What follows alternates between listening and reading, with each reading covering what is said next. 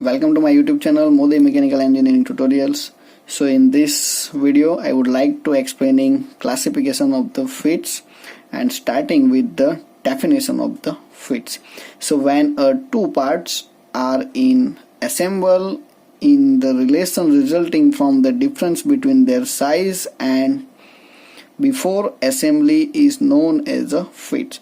So considering A part, that will be the one and that will be assembled with the B. So that will be having a different size and this one is also having a different size, and after that will be having assembled with each others. So which kind of dimensions of the A and dimensions of the B, according to that dimensions there are different kind of fits is being used for the assembles of the A and B. So that will be one kind of examples over here. So a shaft is running into the bush, can move in relations to it and so form a moving joints, where a pulley mounted onto the shaft form a fixed joints. So when shaft and bush, that will be having some different kind of fits, and where the pulley mounted onto the shafts, it will be having a fixed joints. So according to the different kind of examples, that will be having a different kind of classification of the fits. So basically fits that will be classified into three categories.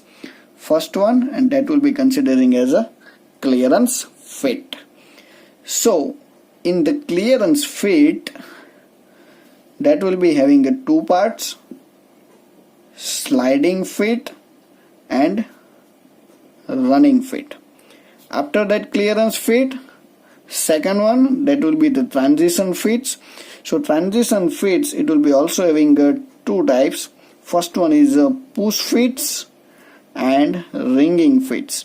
So different kind of mechanisms is being used for assembles of the two different size of the parts. And third one, that will be the interference fit. So that will be considering as a three kind of subcategories. So A, that will be the force fit, tight fit, and that will be the shrink fit. So if you like this, then subscribe and share. Thank you very much.